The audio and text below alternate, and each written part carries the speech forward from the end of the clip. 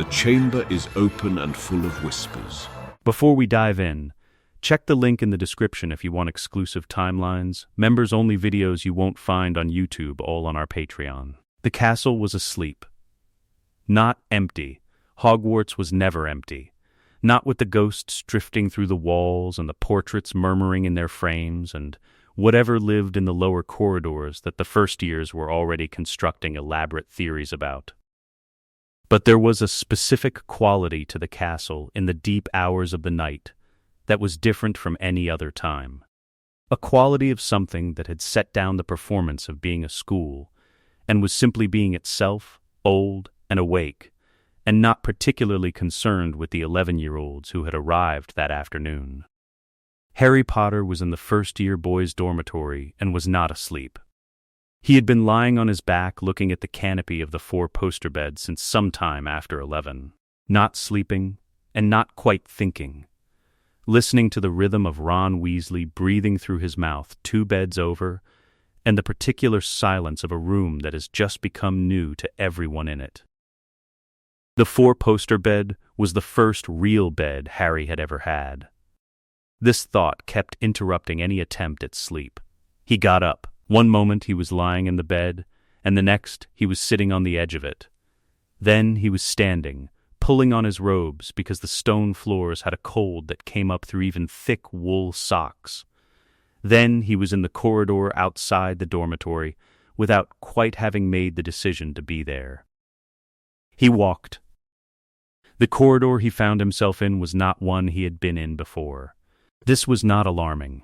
He had been in the castle for 12 hours and had been in approximately 4 corridors, and the castle appeared to contain approximately 400, which made discovering an unfamiliar one the expected state of things. He noted the tapestry on the left wall, a wizard attempting to teach trolls something involving hand gestures, with limited success, and the absence of torches on the right, which made the corridor asymmetrically lit in a way that made the shadows interesting. He was 11 years old, and for the first time in his memory he was in a place where the interesting thing about shadows was that they were interesting, not that they might be concealing Dudley. This thought occupied him long enough that he didn't notice the other person in the corridor until he was approximately 4 feet away. He stopped. The person was sitting against the wall with their knees drawn up and their back against the stone, in the posture of someone who had been sitting for a long time and had fully settled into it. Dark robes. No school insignia. And they had. Harry registered this in the way you register things that are wrong. The exact same round glasses he was wearing, perched on the exact same scar on their forehead. The person looked up. Harry looked at him. The person was Harry. Not Harry's age. Older by decades, the way Aunt Petunia was older than the photographs of herself that lived in shoeboxes in the hall cupboard. The face had arrived at a version of itself that Harry's face hadn't gotten to yet, something settled in the jaw and something careful around the eyes, and the scar was the same scar, white and clean in the torchlight. The older man said, "Sit down." His voice was low, not a whisper, the voice of someone who had learned to be heard without being loud. Harry sat down. He didn't know why he sat down. Later he would think about this, about the strange obedience of the moment, and conclude that the reason he sat was not fear and not compulsion, but something in between. The specific experience of being told to do something by a version of yourself, which is neither a stranger nor an internal voice. He sat against the wall.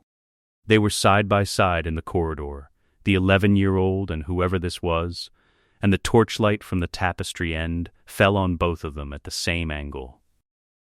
Harry said, "Yes," the older man said. "How?" It's a long explanation. The short version is that there are ways to move in time that cost a great deal, and sometimes the cost is worth paying. Harry looked at the scar on the man's forehead. He looked at the glasses. He said, "Am I supposed to be out of bed right now?" "No, but I was too, this night. I always was." Harry processed this the way he processed most information he didn't have a framework for. He let it sit in his mind and looked at it from several angles without requiring it to immediately make sense. This was something he had developed in the cupboard, where making sense of things was often not possible, and the alternative to patience was panic. He said, "How old are you?" 27. He did the arithmetic. 16 years. Yes, and you came back here. Tonight? Yes, why? The older man was quiet for a moment. He looked at the wall across the corridor, and Harry was looking at his profile. And the profile had the quality of a face keeping something in order. The way you keep something in order when the order requires continuous effort. He said, "Because there are things I needed to know when I was you, and there was no one to tell me. And because I found a way to be the one who told me." They talked for a long time in that corridor. The older man gave Harry a letter, sealed with something pressed into the paper itself rather than onto wax, a texture rather than an impression, and told him to open it when he was ready. He told him that a man at the school had half a face on the back of his head, that the half face was something Harry was going to spend years being afraid of, that the man was a tool rather than the threat itself. He told him that the instincts Harry had were real, that the itching of the scar around things connected to it was a signal worth trusting. He told him that Dumbledore said many things, and that understanding and liking were not always the same thing. And when Harry asked whether he made it, make it through whatever was coming. The older man looked at him for a long time and said, "I'm here." Harry read this answer the way he read things that were doing more work than they appeared to be doing. He said, "That's not exactly the same thing." "No," the older man said. "It isn't." Before Harry went back to bed, he asked, "What do you like?" "At 27.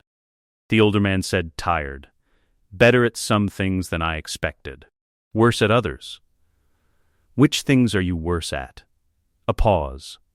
"Sleeping, letting things be done rather than having to do them, accepting help that I haven't organized." Harry said, "Those sound related. They're all about control." The older man went very still. Harry said, "I've always needed to know where the exits were. At the Dursleys. I always needed to know where the exits were." "Yes," the older man said. "That's it exactly. Does it go away?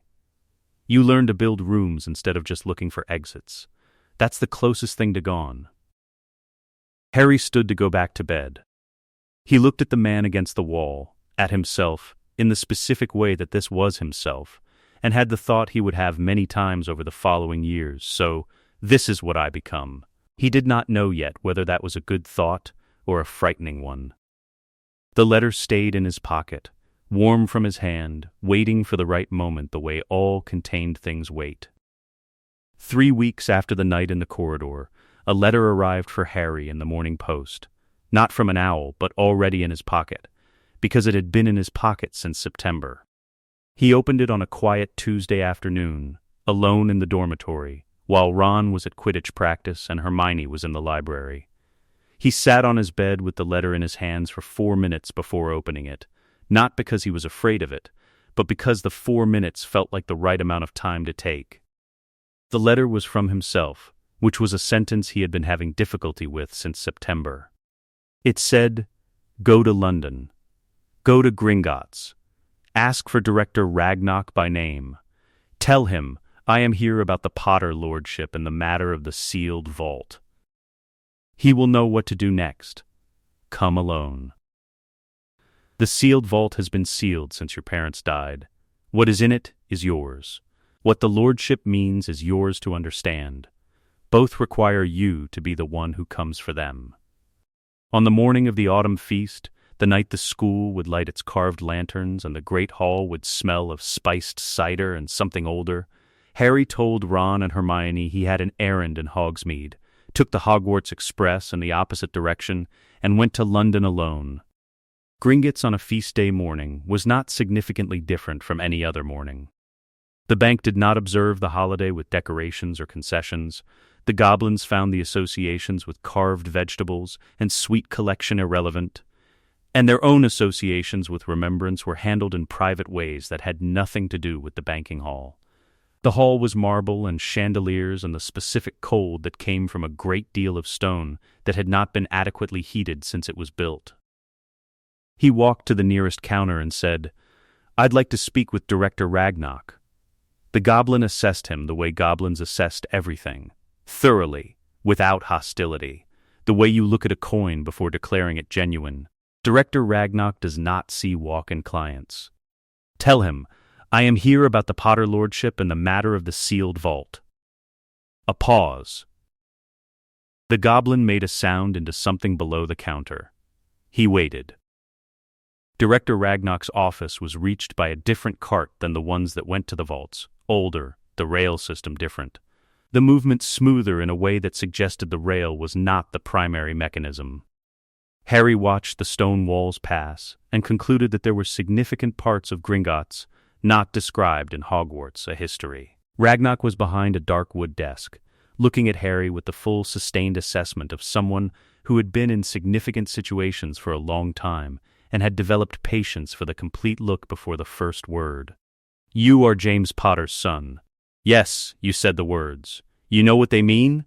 "No," Harry said. "I know they open a door. I don't know what's behind it." Ragnarok said, "Honest."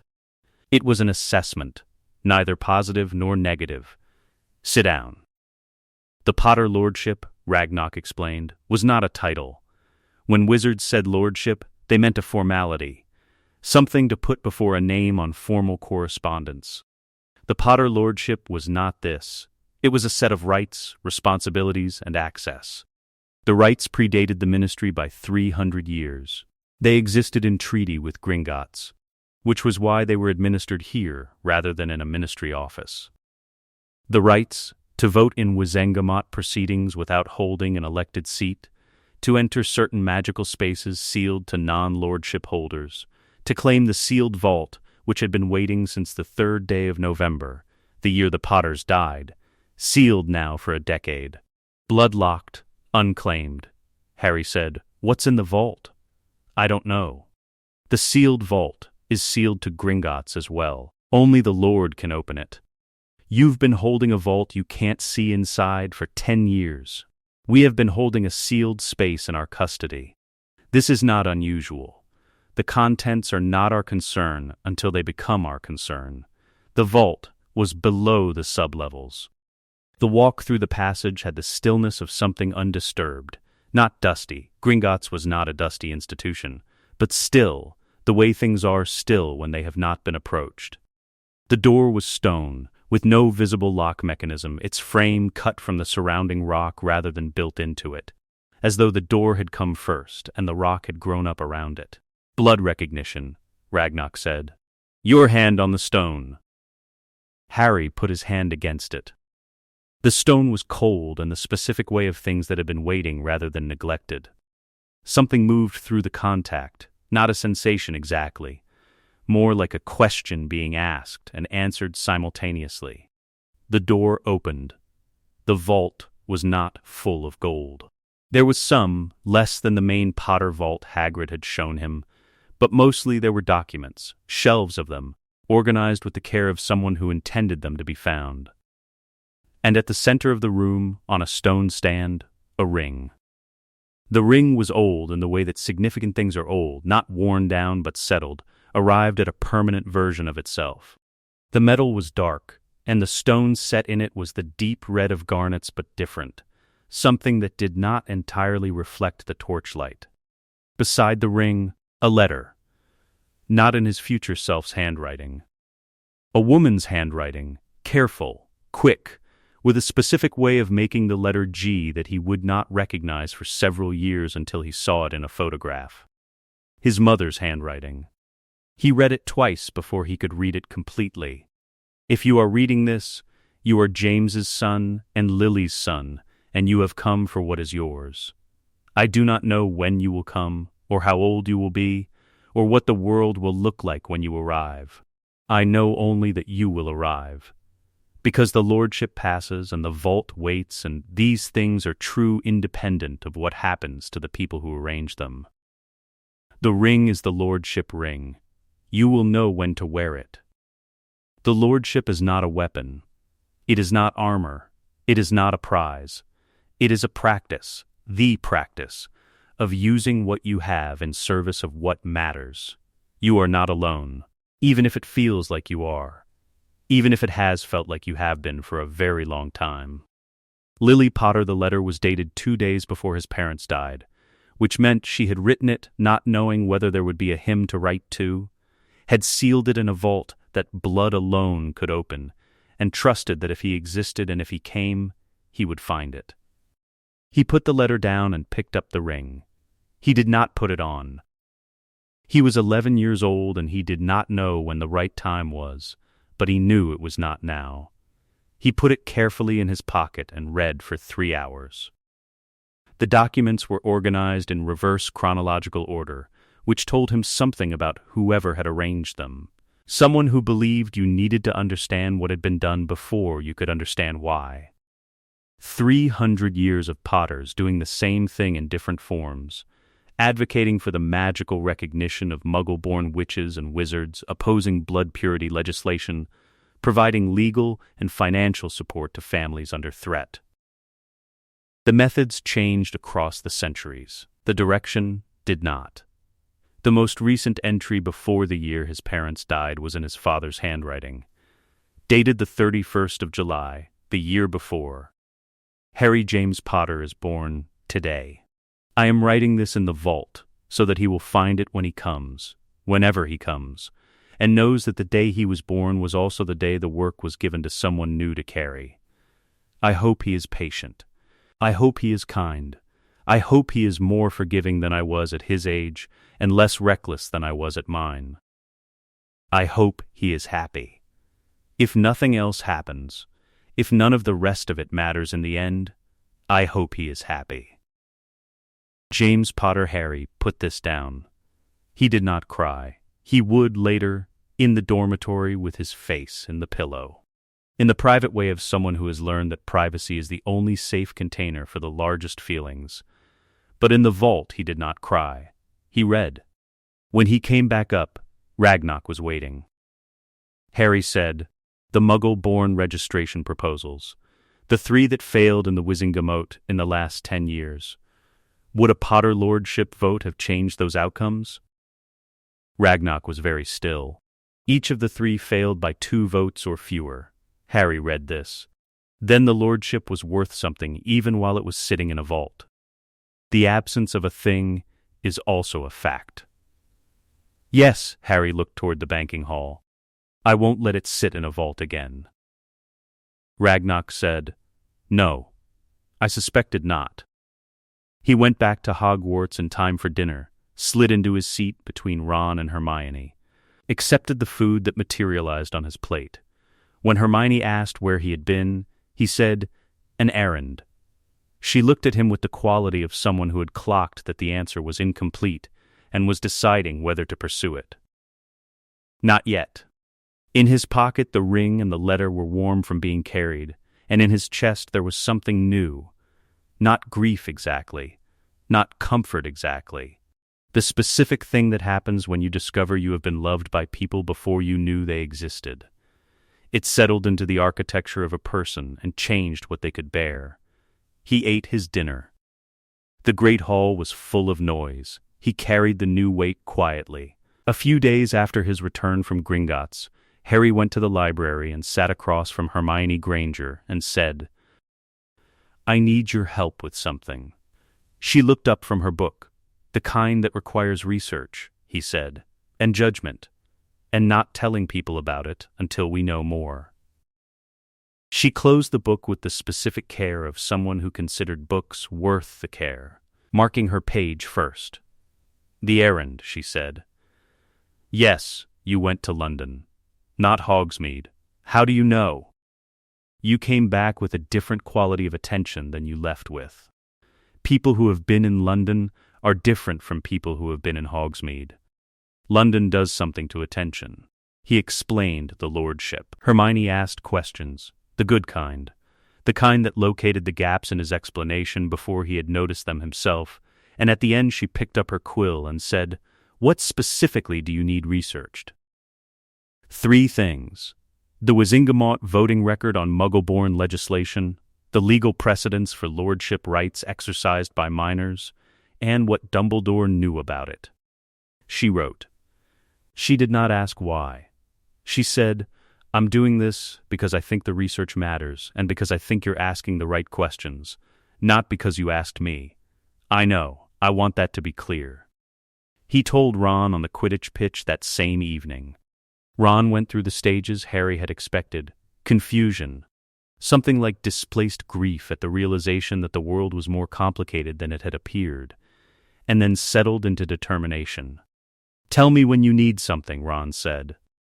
"I don't do research the way Hermione does, but I can be there."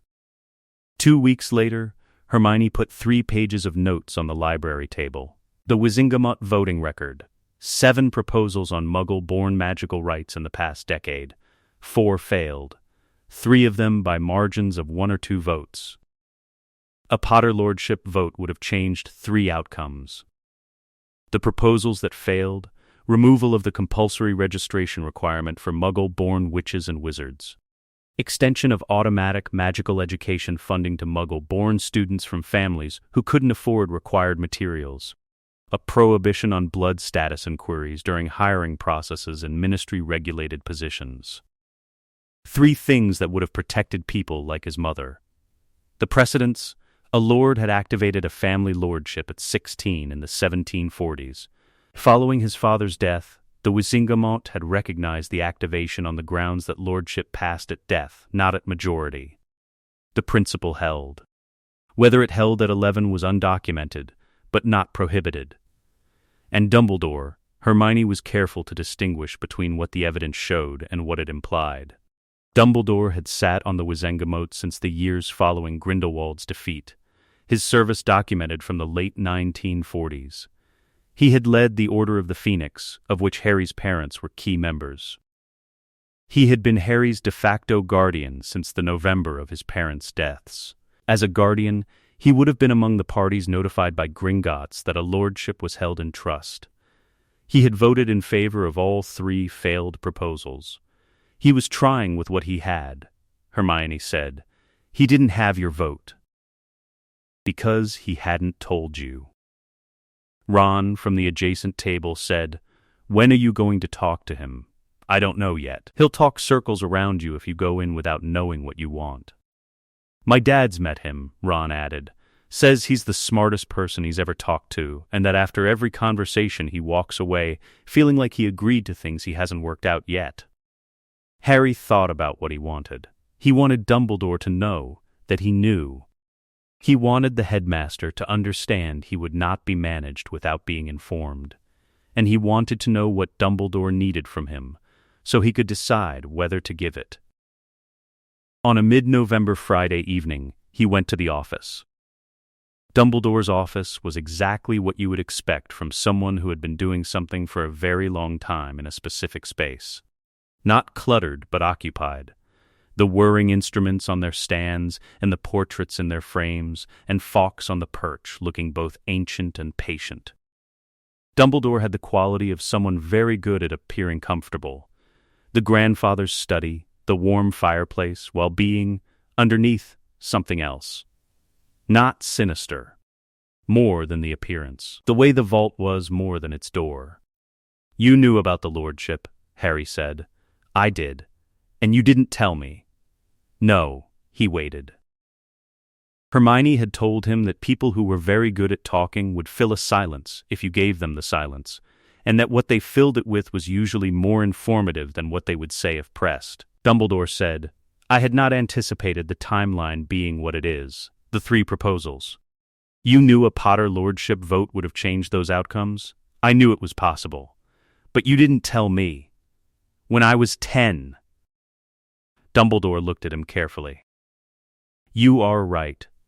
You were 10 when the last proposal came to vote, and you were old enough to have been informed, and I chose not to inform you. Why? Because I was not certain you were ready to carry the weight of understanding that you already had power at 10 years old that most adult wizards do not have. So you made the decision for me. I made the decision about when to give you the decision. Is there a difference?"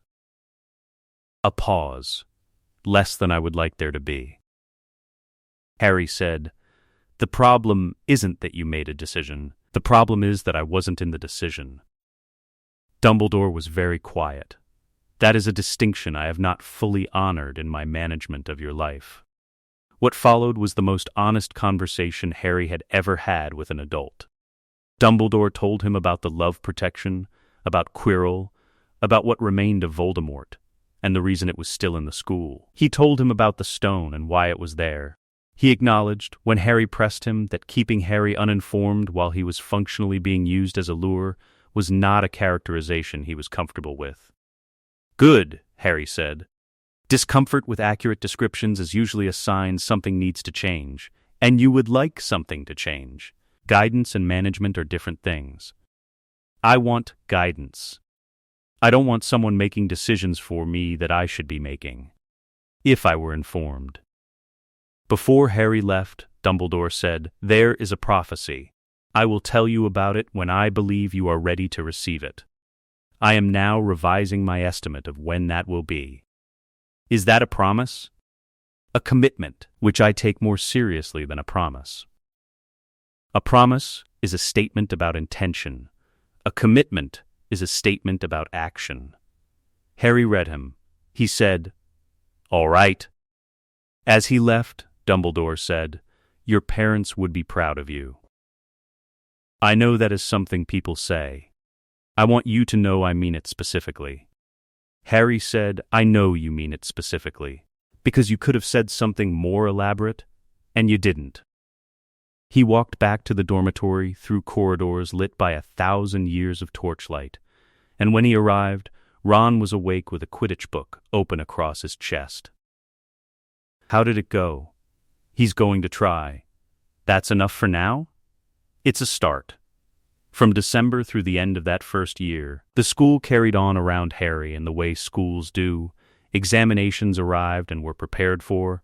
Quidditch matches came and went. Professor Sprout ran the herbology greenhouses with the particular warmth of someone who had learned that plants and students responded to the same thing, which was being expected to grow, and then given the conditions to do it. Neville Longbottom produced a successful Wingardium Leviosa on his 9th attempt and looked briefly astonished by himself before the expression settled into something more tentative, which was what happened to Neville when he did things correctly. The tentativeness would take years to address. Harry noted it and filed it. He met his older self again in January, in the library, in the far corner, reading something thick and old. They sat in companionable parallel for an hour without much conversation, which was a strange sentence to apply to two versions of the same person, but was the most accurate description of what the time looked like. The older man said, "Before leaving, trust what you feel in the corridor below the trapdoor. Not about the tasks, about what happens at the end of them. Your instinct will be the right one." In May, Harry went below the trapdoor. He will not narrate the corridor below the school in full. What mattered was what was different. What was different, he went in knowing more than he should have known at 11, which meant the obstacles moved differently, not faster, more completely. The difference between fighting a locked door and understanding what the lock was. He knew about Quirrell. He knew what the stone was protecting and why. He knew that what was using Quirrell was afraid of him, though he hadn't fully understood until that winter why. The fear was not of his power. He had no power worth speaking of at 11. The fear was of what his existence represented. The reminder, walking around the school every day, of the specific vulnerability that had already existed, that love, properly applied, was something for which the Dark Lord had no counter. The mirror room was where he learned. He stood in front of the Mirror of Erist and felt the pull, the dead parents, the family he had never had, and also felt, underneath the pull, the recognition that the pull was the point. The Voldemort occupying Quirrell wanted the stone with the wanting of someone who intended to use it. Harry wanted the stone because he needed it not to be used by something that would reconstitute and continue a war that had already cost everyone he would ever know more than they should have had to pay. The stone dropped into his pocket. He hadn't reached for it. The wanting in the right way, toward finding rather than using, was the mechanism. He had read enough about it to recognize it when it arrived. When Quirrell grabbed him and the burning started, the specific pain of something that loved death trying to hold something that was filled with a mother's sacrifice, Harry understood something the older Harry hadn't prepared him for. Because the older Harry had probably forgotten, it is not abstract when it happens. Pain is always its own surprise. But knowing what it was made it possible. He held on. He held on because he knew what he was holding. And knowing was not the same as not being afraid, but it was the difference between being afraid in the dark and being afraid in a room where you could see the walls.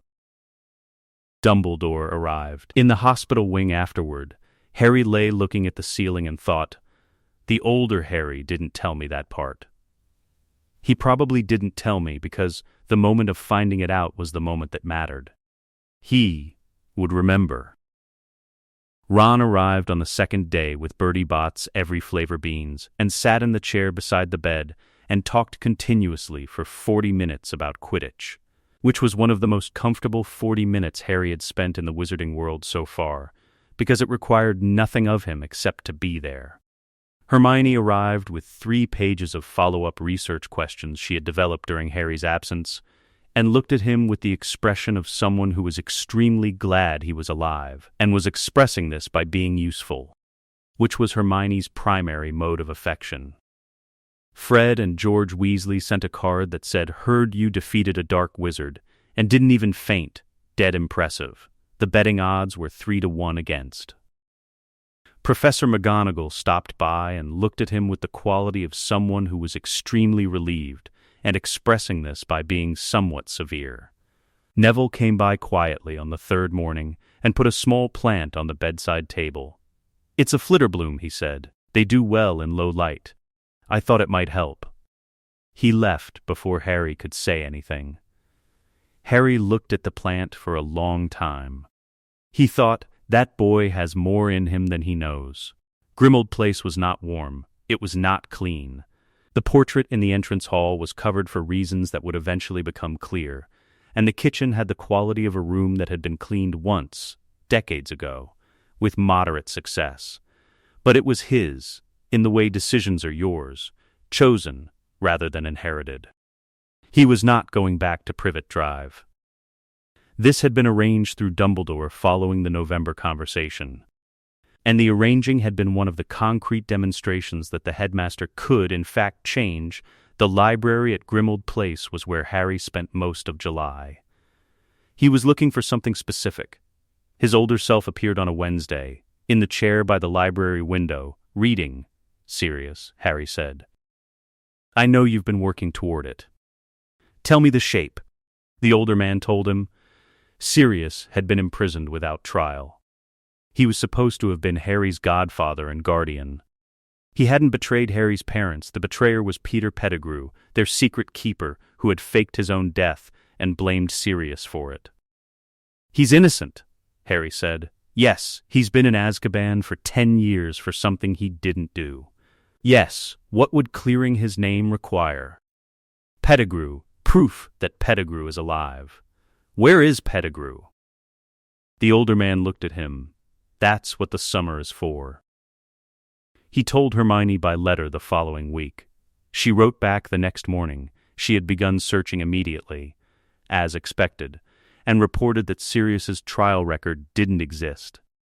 There was a commitment order and an intake record. No trial. 11 years without one. She reported that in the immediate aftermath of the war, a ministry official named Bartemius Crouch Sr. had authorized a series of Azkaban commitments without trial under emergency provisions. Sirius Black had been one of them. She also reported that the record of the street confrontation showed 12 Muggles killed in the explosion and Sirius apprehended at the scene, and 1 finger found. No full body. "A finger is not a body," she wrote. He wrote back, "Pettigrew is an unregistered animagus, a rat. He has been hiding as a rat since the explosion. Look for documentation of unregistered animagi or unusual longevity patterns in magical creature registrations associated with wizarding families. I know this sounds impossible. Trust me. Her reply, I do trust you. I'd like a fuller explanation eventually. Looking now. The answer came in early August. Hermione, who had been developing an uncomfortable fluency with ministry databases not designed with privacy protections in mind, had traced a pattern. The Weasley family kept a rat named Scabbers. The rat was nearly 10 years old, which was not the normal lifespan for a rat. Harry went to the burrow. He arrived by flu, emerging from the kitchen fireplace in a burst of green flame and falling over immediately, which was the standard first flu experience. Molly Weasley was in the kitchen and handed him a cloth for the ash on his face without a word, which was the most efficient expression of welcome he had ever encountered. Ron took him to the garden. Harry told him about Sirius. He told him about Pettigrew. He told him about Scabbers. Ron went through the stages carefully. Confusion, the vertigo of finding out that something you knew was a different thing, and then the specific grief of someone who has had a pet since the age of 3 and has just been told the pet was a murderer hiding in their pocket. Then, determination. I've had him since I was 3, Ron said. I know. He was just always there. Both things are real, Harry said. The grief about losing him and the fact of what he was. You can feel both. Ron was quiet for a moment. Then, my dad works in misuse of Muggle artifacts, but he knows people in magical law enforcement. He'll know what to do. Arthur Weasley moved faster than Harry had expected, which was a lesson in not underestimating people who seemed to move slowly and carefully. The carefulness, it turned out, was precision, not hesitation. He took Hermione's research and Harry's account and Ron's testimony about Scabbers' age and strange behavior, and through a contact in magical law enforcement who owed him a favor from a biting tea kettle incident years earlier, he arranged for the capture and identification of the rat. It took 4 days. Pettigrew did not go quietly. The incident report, which Harry would read later, in the legal file Gringotts kept, described a transformation attempt, a struggle, an injury to the capturing Auror that was not serious, but was specific enough to confirm that the rat was not simply a rat. By the 1st of September, Sirius Black was not yet free. But the case had been opened, evidence presented. The Wizengamot had scheduled a hearing, which was more than Sirius Black had had in 11 years. On the Hogwarts Express heading north, Harry sat in the compartment with Ron and Hermione, and the absence that the compartment held was the space where a rat had always been. Ron reached into his pocket twice without thinking about it. A new cat, large, ginger, flat-faced, and apparently ancient in its judgment of everything it surveyed, sat on Hermione's lap and watched Ron with particular attention. His name is Crookshanks, she said. He chose me. I don't think I like your cat, Ron told her. He's very perceptive, Hermione said. That might be the issue. Harry looked at both of them and thought, whatever is coming, it comes to this. And this is enough. The acquittal letter arrived at breakfast on a Wednesday morning in early October of Harry's 2nd year. Harry read it 3 times and passed it to Ron, who read it once and passed it to Hermione, who read it twice and set it on the table with the specific care of something that had been handled correctly. Ron said, "He's out." Hermione said, "The documentation held." The Wizengamot voted 11-4 for full acquittal. Not exoneration pending review, full acquittal. Harry read the letter from Dumbledore one more time. Sirius is free. He will need time to recover from 11 years in Azkaban, and the recovery will be non-linear. He knows about you and has been told about Grimmauld Place. The next steps are his to take. You did this. I want you to know that I know that. He folded the letter. He ate his breakfast. Ron said, "Are you all right?" Harry thought about it, like when you finish something that has been going on for a long time. Not happy exactly. The weight has changed shape. When Fred and George were in trouble for 2 months last year and Mum finally let it go, Ron said, Fred said it felt like his shoulders came down, like he'd been holding them up so long he'd stopped noticing. That's exactly it. The first letter from Sirius arrived a month later. The handwriting was deliberate in a way that suggested that deliberateness was being applied where it used to be automatic. The letter said, I don't know how to be a godfather to a 12-year-old. I know how to be one to a 1-year-old, because I did it for a year before everything went wrong. I would like to learn what 12 is. Harry wrote back the same night. Third draft. It said, I don't have the context for a godfather. I have the context for a person I trust who is also a legal guardian. If that's similar enough, we could start there. The second year had a basilisk in it. Harry knew this from the older Harry, not the details, the shape. Something in the castle, something ancient. Students in danger. A resolution involving the Chamber of Secrets. When the first petrification happened in December, and the school took on the specific low-grade fear of something wrong that couldn't be fully identified, he went looking for his older self and found him in the corridor outside the hospital wing. It's a basilisk, the older man said. 1,000 years old. Salazar Slytherin's chamber. And I can open it. Yes, Parseltongue. What's the real threat? Something being used to direct it. A student who needed a friend and found the wrong kind. The diary is the tool, a piece of something larger. Basilisk venom destroys stored pieces. You're being very careful with your language. Yes, because the full description would tell you things you need to learn in order. The pieces of something. That's what we're going to come back to. Yes, this year? Not yet. He found the chamber. He went alone, which he told Ron and Hermione directly. He told them where he was going, what he was doing, what the risks were, and that the chamber required Parseltongue. They couldn't follow even if they chose to. Ron said, I hate this. I know. I need you to stay and be the person who tells Dumbledore where I went if I don't come back. Ron looked at him for a long moment. You said once that the people who need to face things shouldn't have to face them alone. That you go because you can. Because you're in the position to. Yes, right, then come back. Yes, he went. What was different in the chamber, he went in knowing it was a basilisk, having spent 3 weeks reading everything available on basilisk biology.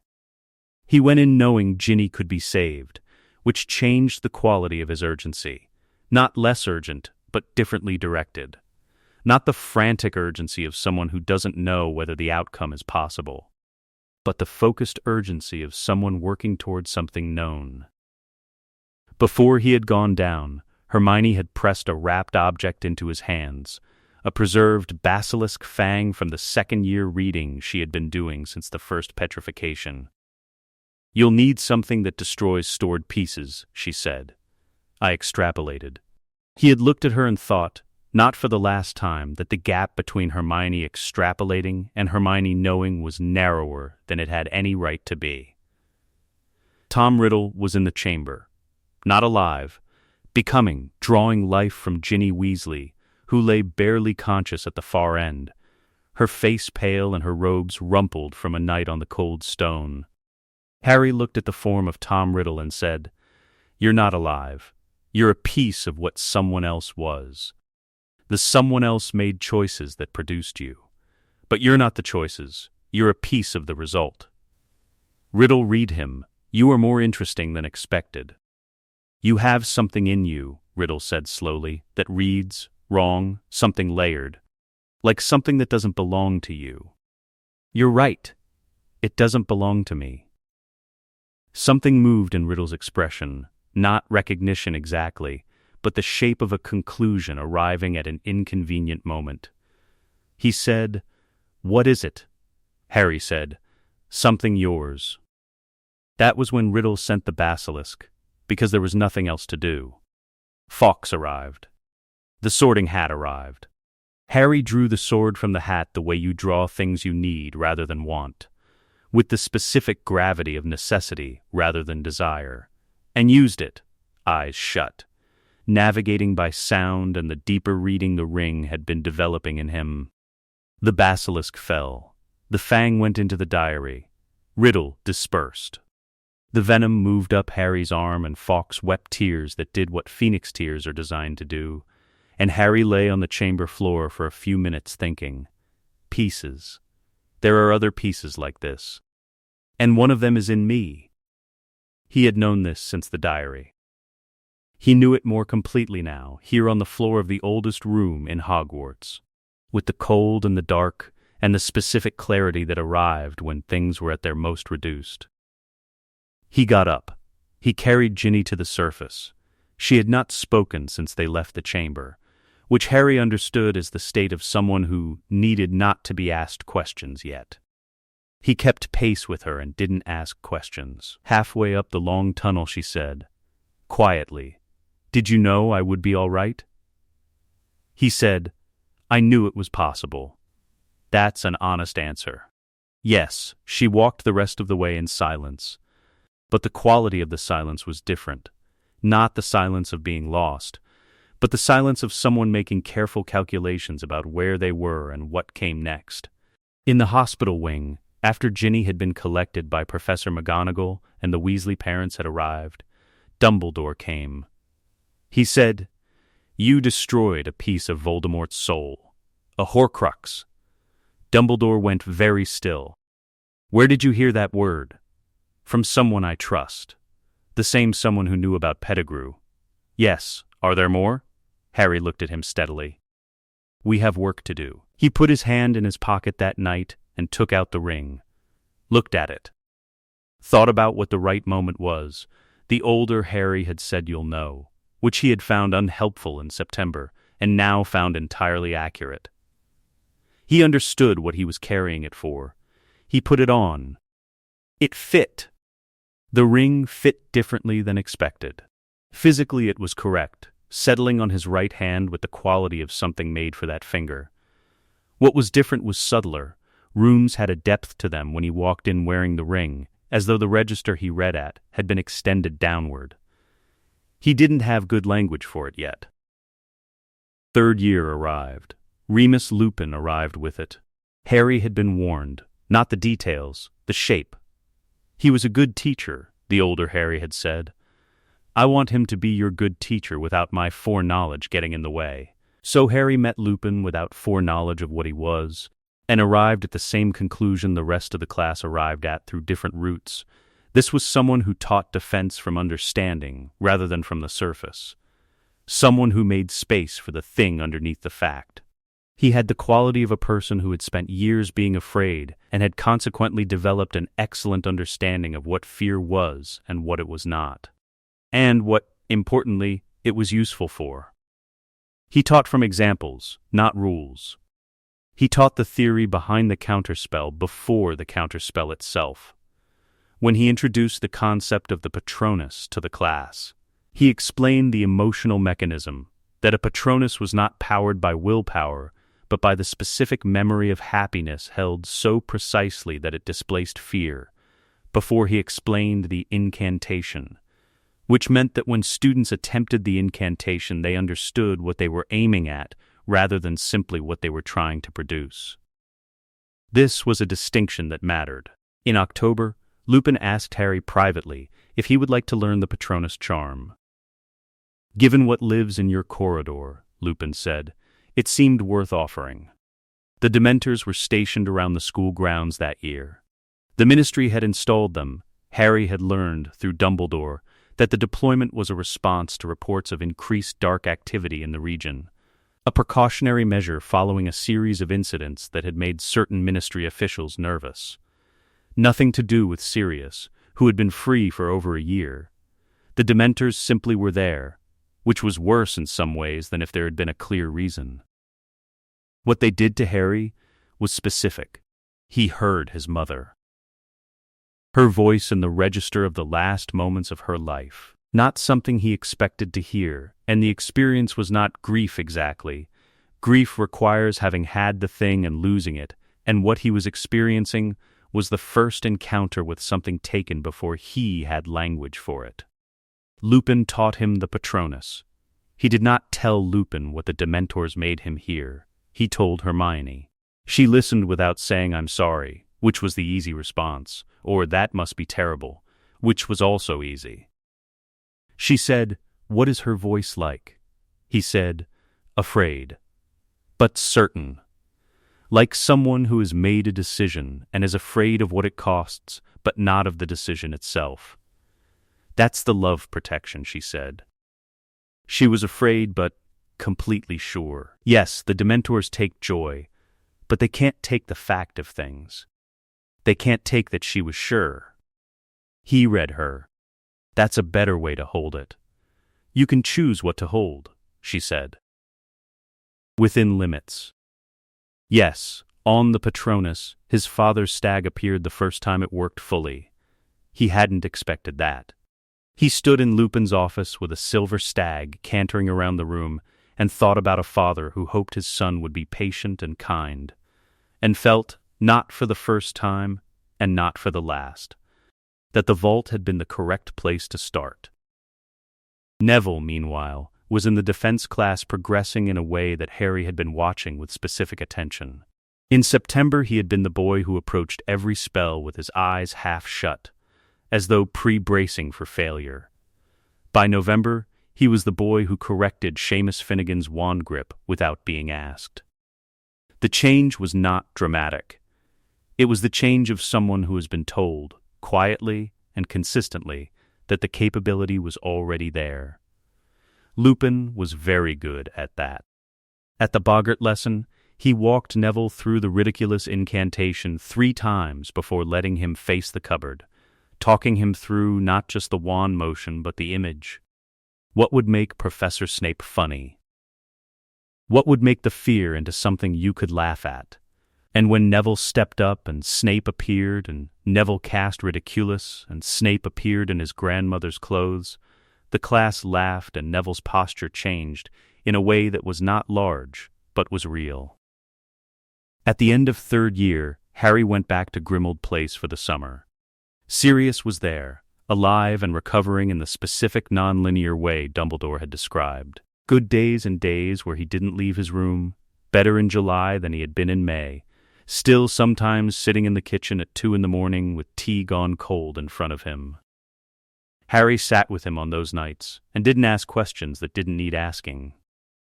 One evening in July, Sirius said, "You're going to tell me something." "Yes, the things you know, the things you knew about me before you had any way to know them." "Yes. I'm going to tell you now, because Ron and Hermione should hear it too, and I'd like you to hear it first." He told them all, one evening at the kitchen table at Grimmauld Place, Sirius, Ron, and Hermione, with Crookshanks on Hermione's lap regarding Harry with the focused attention of something that had heard stranger things and was reserving judgment. He told them the shape of it, an older version of himself, 16 years ahead, who had come back to the first night of Hogwarts with a letter, the source of the things he had known that he shouldn't have, the corridor, the meetings since, the cost the older Harry wouldn't name until the time came.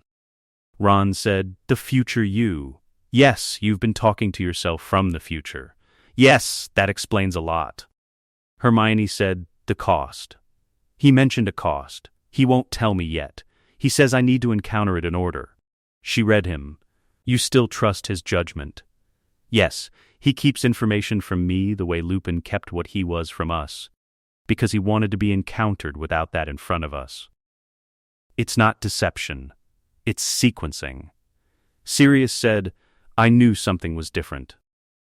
I thought it was James, the way James used to know things before he should have. It's not James. No. But it's you. And you're his." He looked at the ring on Harry's right hand. "When did you put it on?" "At the end of 2nd year. When I understood what I was carrying it for." "The Horcruxes." "Yes, what the work is aimed at, and what the Lordship's mandate is aimed at. They're the same question from different directions." Sirius read him, said nothing for a moment. "Then your father would have said exactly that. They stayed up late. Crookshanks fell asleep on the table. Ron ate most of a cold chicken. Hermione asked 15 follow-up questions and wrote the answers in her notebook. Sirius told a story about James that involved a Quidditch match, a transfiguration accident, and Professor McGonagall's hat, and which was probably 70% true. It was the first evening that felt like a family.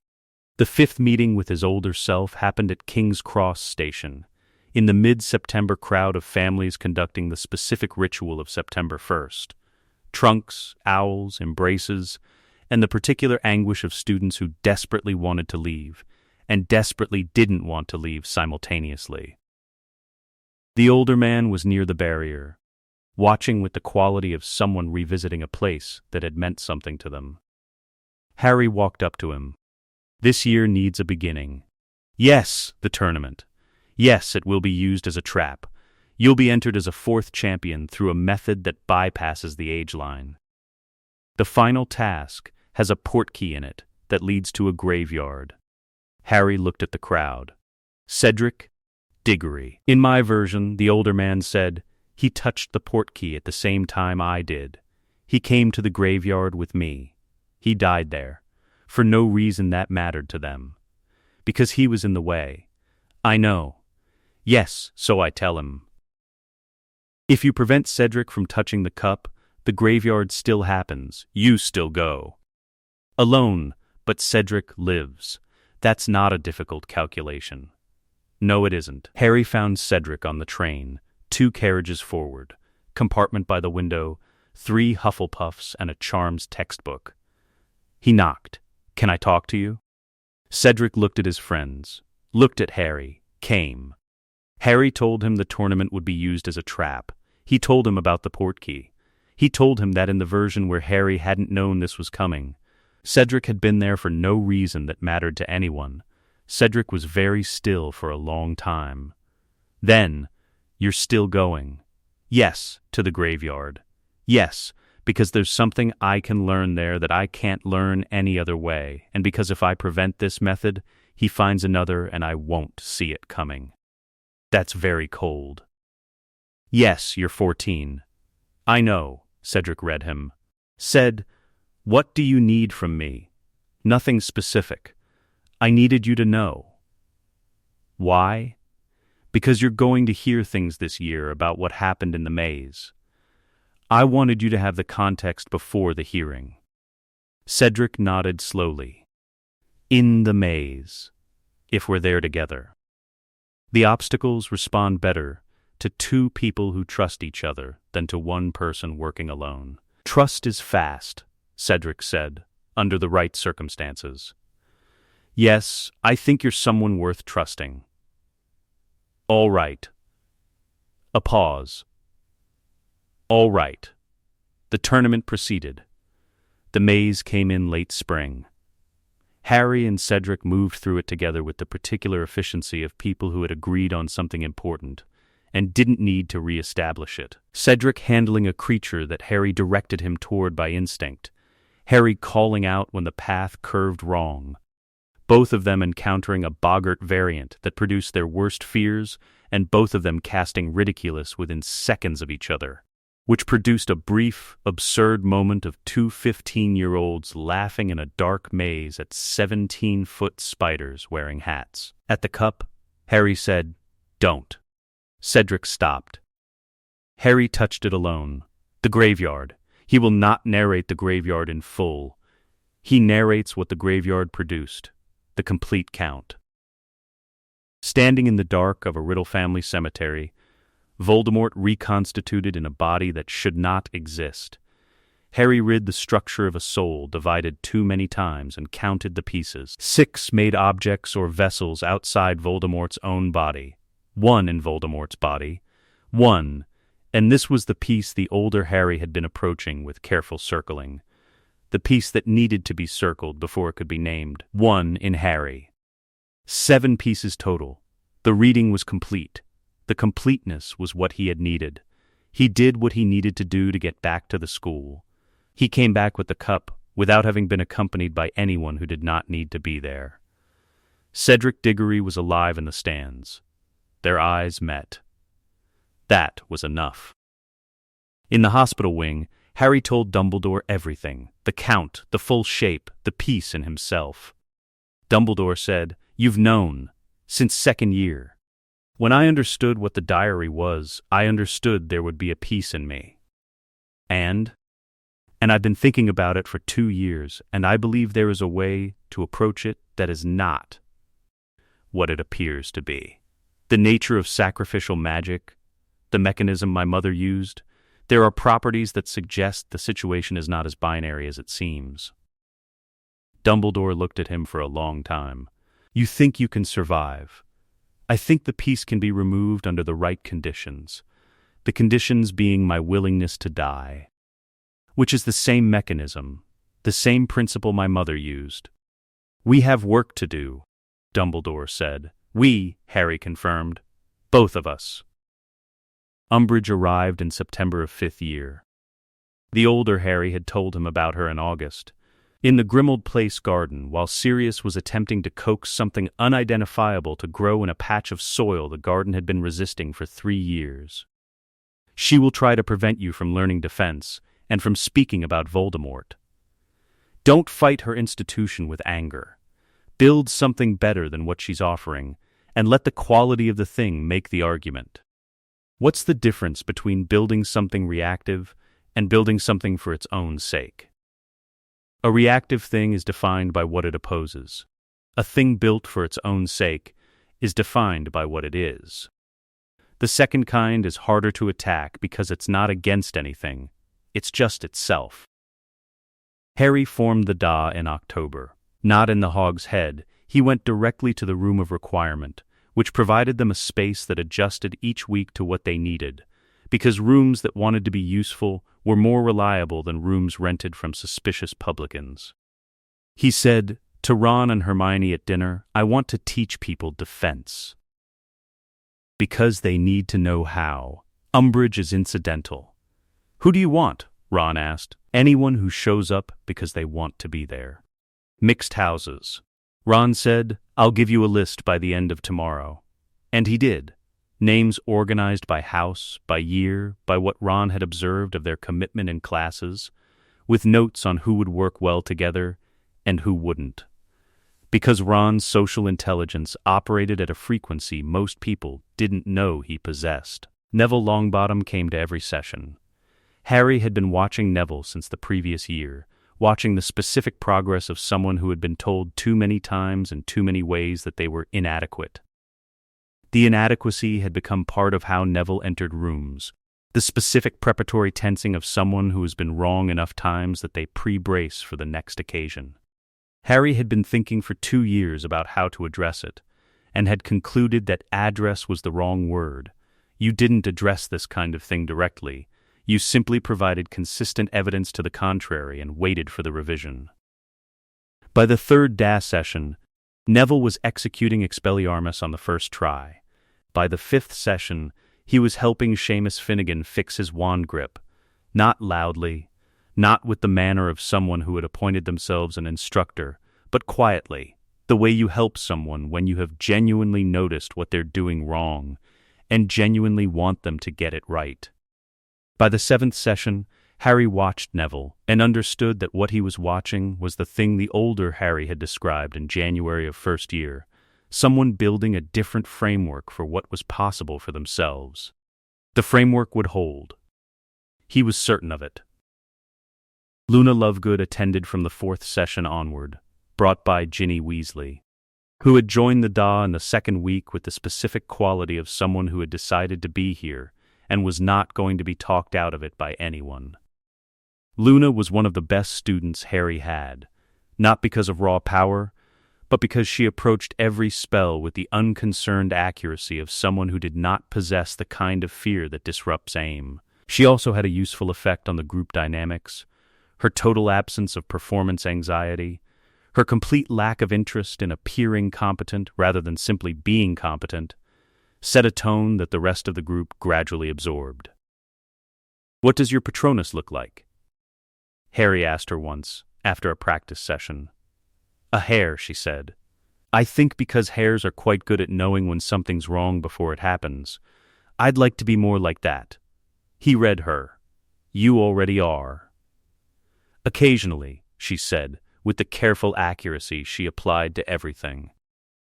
Ginny practiced with a focused intensity that Harry had first noticed in the Chamber of Secrets. Not the intensity of someone trying hard, but the intensity of someone who had already decided. She had lived at 11, inside something that used her and discarded her when it was done. The Da was the opposite of that. She came to every session early and stayed late, and by February was among the most reliable shields in the group. Sirius wrote every week. His letters, as his recovery progressed, became longer and more detailed. 12 pages in November covering what he knew of Order activities, Death Eater movements, and Ministry political maneuvers, all delivered with the irreverence of someone who loved people in proportion to how honest he was willing to be with them. In early June, the vision came. Harry woke in the night with Sirius and danger in his head, a corridor outside the Department of Mysteries. Something dark, something urgent. The vision had the specific quality of realness that occasionally made dreams indistinguishable from waking. He went immediately to Hermione. She was in the common room at 2 a.m. with a textbook, because Hermione during examination period occupied the common room at 2 a.m. She looked at him in the first second and said, "Tell me." He told her. She said, "What does the vision feel like?" "Real. What does Sirius feel like when you write to him?" "Real. What's the difference?" he thought. The vision feels real and urgent. Sirius in the letters feels real and present. The urgency in the vision came from inside the vision, not from a real situation outside it. Which means the urgency was generated, not arising. "Yes," she said, "that's the distinction. It's a trap. Almost certainly. Someone who has been watching you long enough to know what your specific vulnerability is." "I was going to go. I know. If you hadn't been here, we don't need to map the ways it could have gone wrong." "It didn't." Harry looked at her. He said, "The scar connection.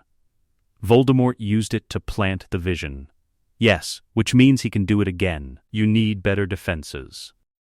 Occlumency. Go to Snape. Tell him what you told me about the vision. Tell him the connection is being used. He will understand the security implication." Harry thought of the Snape problem, the things in his mind he didn't want seen, the specific difficulty of a lesson that required exposure. He said, "I have fewer things I'm afraid of him seeing now than I would have had before. Then now is the right time." He went. Sirius was alive at the end of 5th year. Alive, and still at Grimmauld Place, and starting to say things at breakfast that were jokes rather than simply sharp, which was a different thing.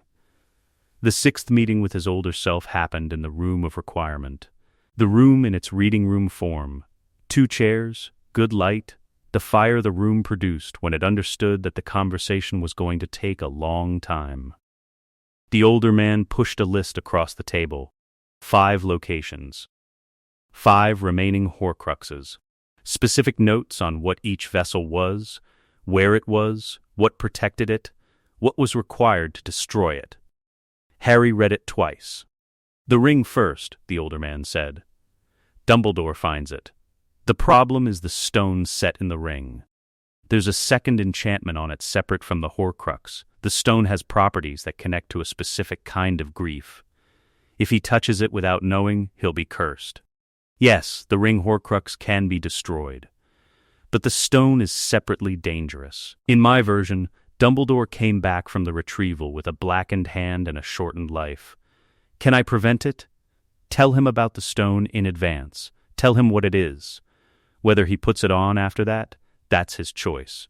But at least it's a choice. What is the stone?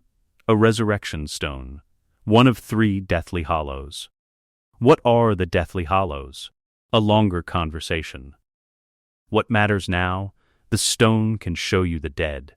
Dumbledore has losses that would make it very tempting. Harry went to Dumbledore that afternoon and told him specifically the stone in Gaunt's ring was a resurrection stone. He told him what the resurrection stone did. He said Ariana by name. which was the moment when Dumbledore went entirely still. "The stone will show you your sister," Harry said. "I'm not telling you this to prevent you from choosing. I'm telling you so it becomes an actual choice rather than something that happens to you." Dumbledore was quiet for a long time. "You've used that distinction before. I've needed it before. And you believe the Horcrux and the stone can be separated. If you use basilisk venom on the Horcrux component first, before the stone is separated from the ring, one of the preserved fangs from the chamber, then the enchantment on the stone has nothing to do with the Horcrux's destruction." Dumbledore retrieved the ring in early October, with Harry present. He destroyed the Horcrux with a basilisk fang and the Gryffindor sword before he touched the stone itself. His hand remained undamaged. He set the stone aside, in the office, where it sat on the desk beside Fawkes's perch like a small dark coal. "The stone will be yours to use," Dumbledore said. "In the end. I suspect you already know this. Yes, then we do the rest." The locket was the one that required the most lateral thinking. Harry went to Grimmauld Place first, because the older Harry had told him, in a quick corridor meeting the previous summer, that the real locket had never been in the cave. Regulus Black, Sirius's younger brother, had gone to the cave years ago on his own initiative, had understood what the locket was, had swapped it for a fake, left a note for Voldemort that would never reach him, and brought the real Horcrux back to Grimmauld Place. Regulus had died for it. The real locket had been sitting in the Black family home for over a decade. Harry searched the house with Sirius. Sirius was quiet for the first hour, the quality of quiet that came with searching a room for evidence of a brother who had been first dismissed, then grieved, then understood too late. Harry moved shelf by shelf through the drawing room and let the quiet be what it was. They found it in a cabinet in the drawing room, a small gold locket engraved with a serpentine S. Sirius held it for a long time before handing it over. He tried to stop it, Harry said. Alone, nobody told him what to do. He just worked it out and went. Sirius said he always was too brave for his own sense. They destroyed the locket in the library using the basilisk fang Harry had brought from Hogwarts. The thing inside screamed when the venom touched it. The cup took until spring and required institutional negotiation that turned out to be more complicated than the magic. Harry went to Gringotts as the Potter Lord and presented himself to Ragnarok with documentation prepared by Hermione over 3 weeks of obsessive research. A formal dark artifact investigation under Lordship standing, targeting an object in the Lestrange vault.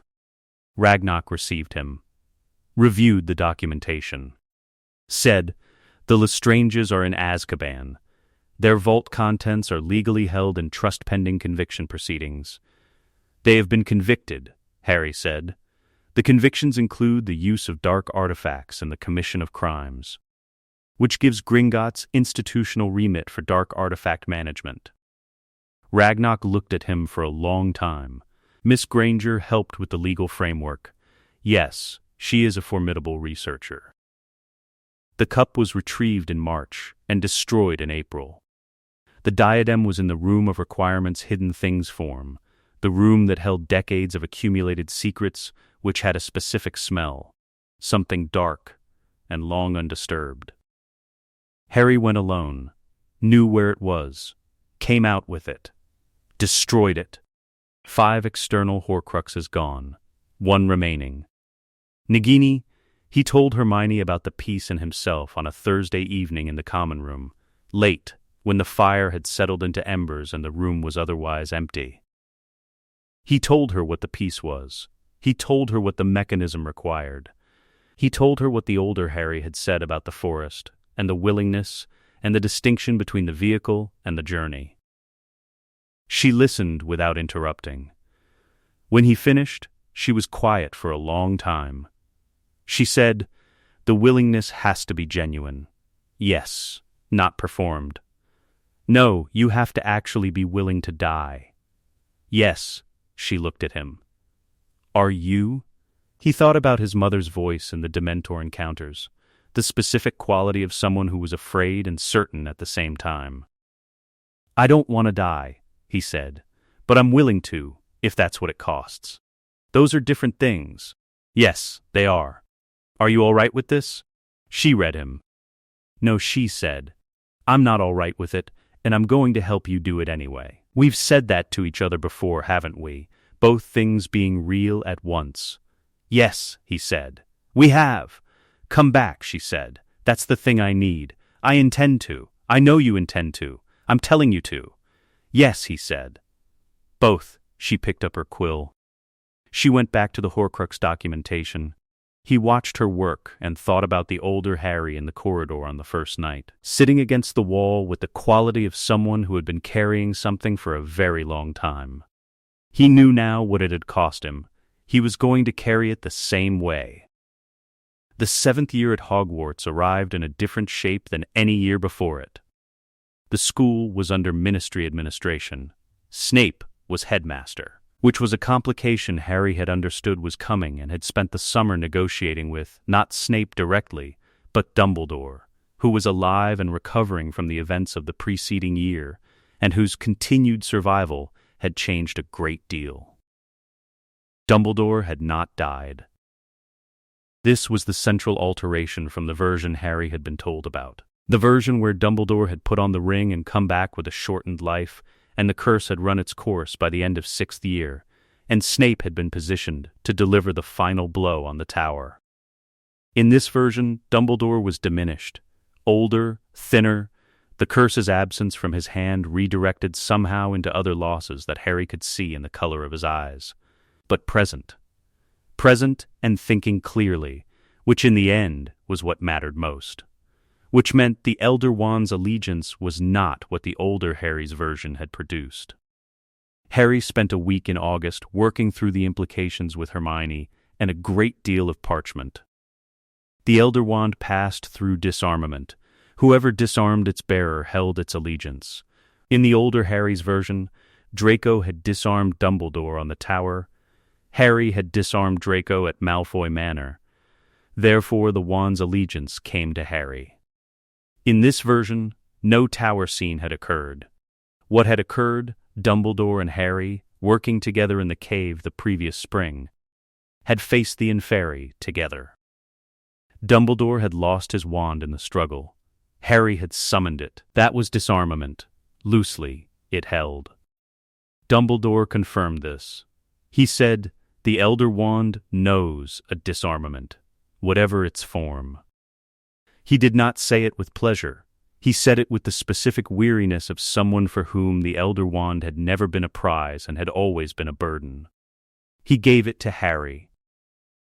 Harry kept it until the battle, and used it for what it needed to be used for, which was not glory, which was one specific moment in a courtyard where everything depended on what happened in the next 3 seconds.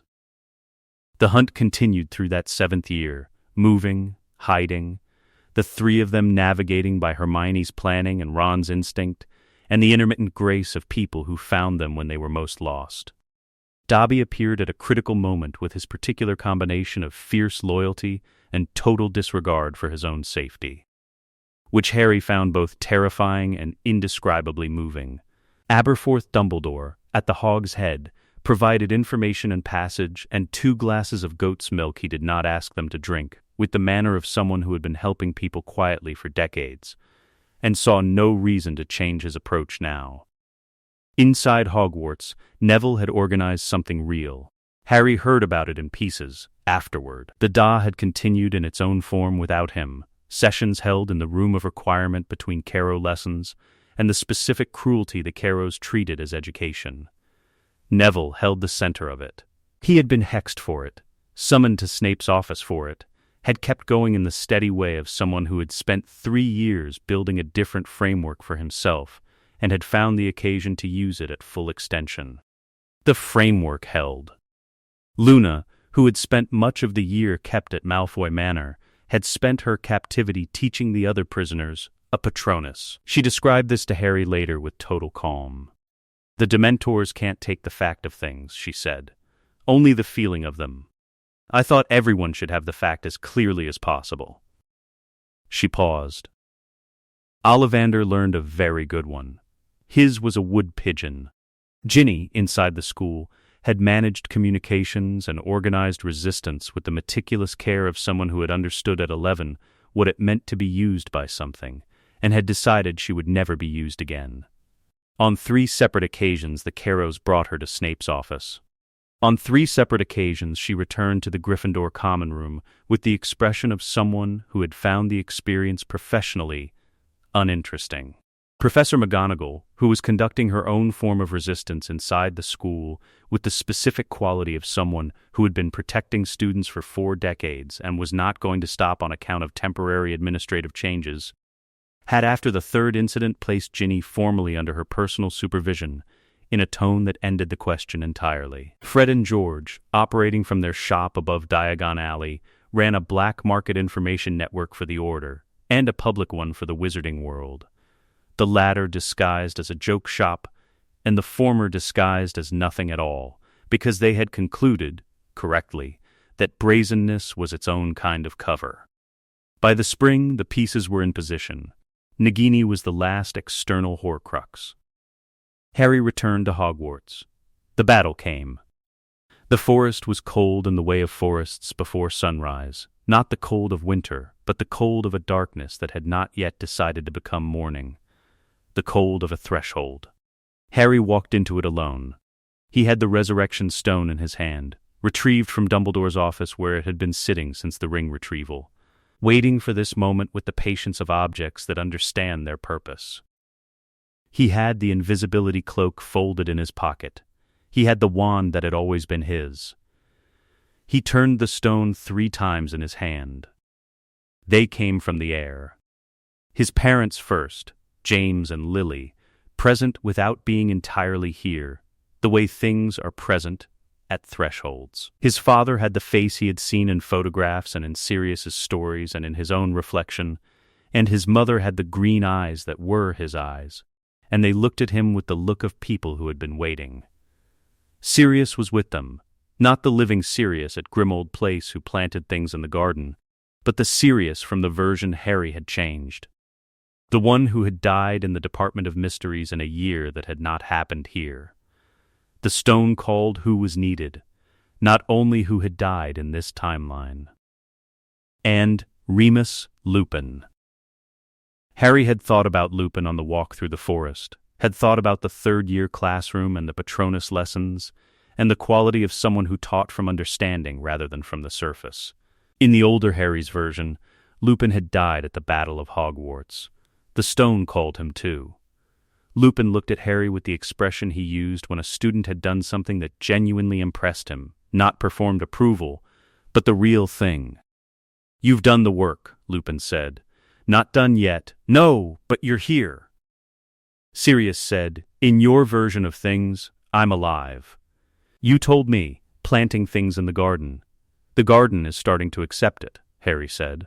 Slowly, Sirius made a sound that at a threshold could not quite be laughter. His mother said, "You're afraid." "Yes, but you're here. Yes, you know what we know, that the willingness is the mechanism, that the love that produces it is the oldest magic." "I know," his father said. "You're not walking in to die." "No, I'm walking in to offer it. There's a difference." James looked at him, the face that was his face with decades more in it.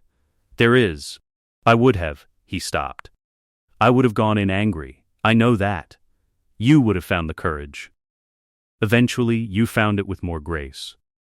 "I had help," Harry said. "That's what the grace is." His mother said, "Walk forward, Harry. I know. Not because you have to. Because I'm choosing to." Yes. He looked at all of them.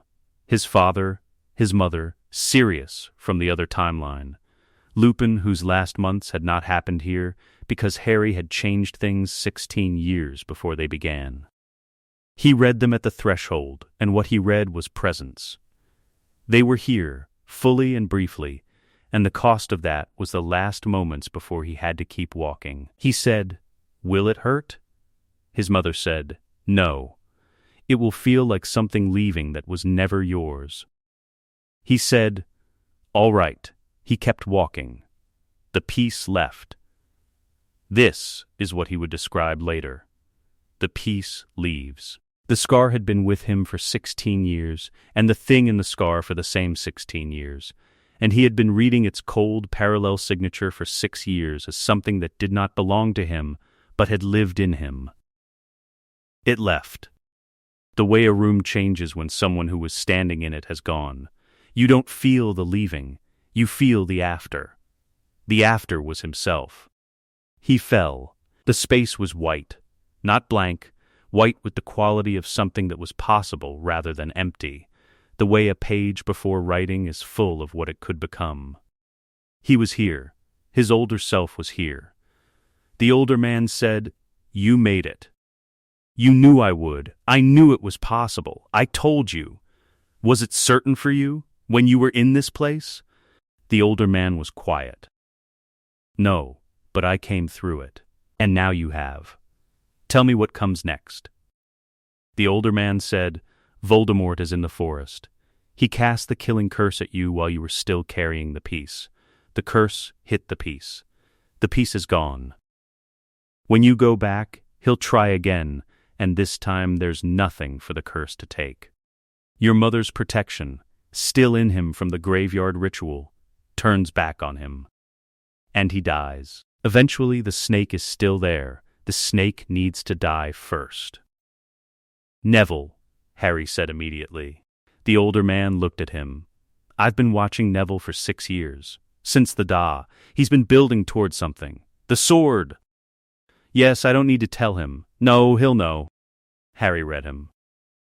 He said, "The cost. You said the cost was coming back to tell me the things you needed someone to tell you, and standing here and letting me choose." "Yes, that's the whole cost?" "The cost," the older man said, "is that I spent years knowing what you were going to have to do and not being able to do it for you. Watching you carry it. That is the actual cost." Harry read this. "But you did come back," he said. "Yes, which means the cost was worth it. Yes, which means you knew from the beginning that you couldn't take the weight from me. Only help me carry it correctly. Yes, and you accepted that." "Yes," Harry looked at him, at the face that was his own face, settled and careful, with 6 years more of understanding in it. He thought about the first night in the corridor, the 11-year-old sitting against the wall looking at this man and not knowing what to make of what he was seeing. He thought about everything that had happened between that night and this moment, all the things the older Harry had given him, the letter, the warning about Quirrell, the Pettigrew research, the shape of the chamber before he went into it, the Cedric conversation on the train, the occlumency nudge, the ring Horcrux warning, the forest and what waited on the other side of it. Not a single one of those things had removed the need to do the thing. They had only made the doing possible to carry. That was the distinction. That had always been the distinction. Harry read him. He said, "What did you do?" "After, finished Hogwarts. Eventually, worked in magical law for a while. The lordship made it a natural direction. Got better at sleeping. Let people help me with things I hadn't organized. The things you were bad at. Yes, I got better." He said, "Tell me one more thing. Yes, the ring. The lordship. 300 years of Potters doing the same thing in different forms. Does it get somewhere? Does it actually change anything?" The older man was quiet. He said, "Yes. Not all at once, not cleanly, but yes. Because people who have power and use it in the right direction, continuously, for long enough, they change what the institutions expect. They change what normal looks like. And when normal looks different, different becomes possible. Is that enough? It's never enough. But it's the thing that actually works." Harry said, "I know what you cost yourself. Coming back, letting me do this without being able to do it for me." The older man was very still. "It was worth it," Harry said. "I want to say that directly. Not as information. Because you should hear it. Thank you," the older man said. "Thank you," Harry said. He turned. He went back. Let us know what you'd like to see next. The end.